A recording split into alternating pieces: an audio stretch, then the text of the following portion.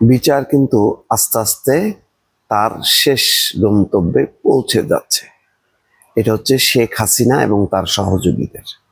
আজকের খবর হলো শেখ হাসিনা এবং আসাদুজ্জামান খান কামালের মৃত্যুদণ্ডের আবেদন। জুলাই আগস্টে হত্যাযজ্ঞের দায়ে সাবেক প্রধানমন্ত্রী শেখ হাসিনা এবং সাবেক স্বরাষ্ট্রমন্ত্রী আসাদুজ্জামান খান কামালের সর্বোচ্চ শাস্তি মৃত্যুদণ্ডের আবেদন জানিয়েছে প্রসিকিউশন। বৃহস্পতিবার বিচারপতি গোলাম মুর্তজা মজুমদারের নেতৃত্বাধীন আন্তর্জাতিক অপরাধ ট্রাইব্যুনাল 1-এ তাদের শাস্তির জন্য আবেদন জানানো হয়।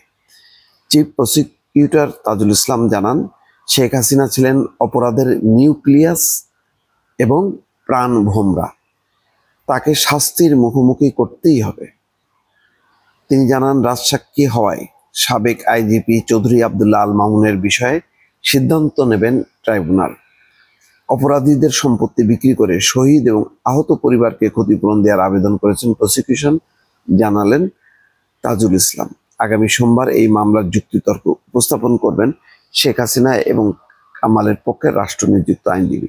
সেটি শেষ হলে মামলাটি রায়ের দিকে যাবে, একদম শেষ পর্যায়ে চলে আসছে।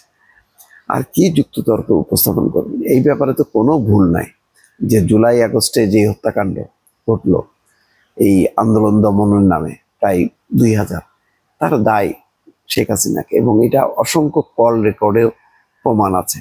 যাকে সামনে পাবা তাকেই গুলি করবা।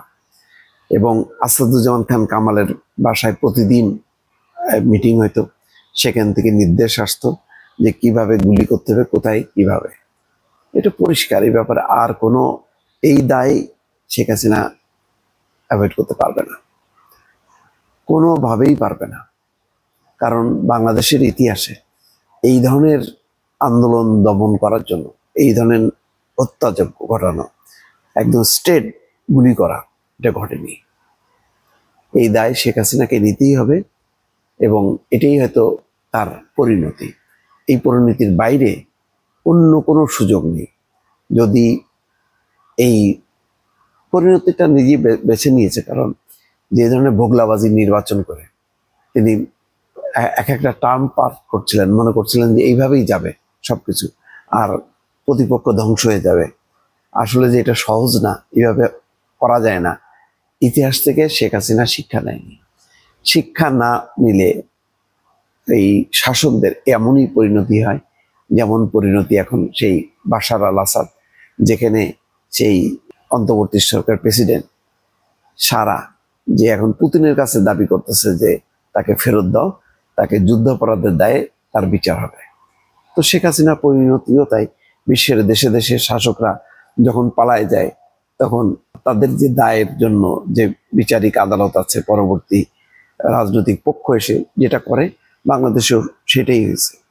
এবং এটা প্রকাশ্য, এটা কোনো লুকোনো ছুপানো না যে ওই গণহত্যার কোনো ঘটনা ঘটেনি, শেখ হাসিনা একদম মুক্ত।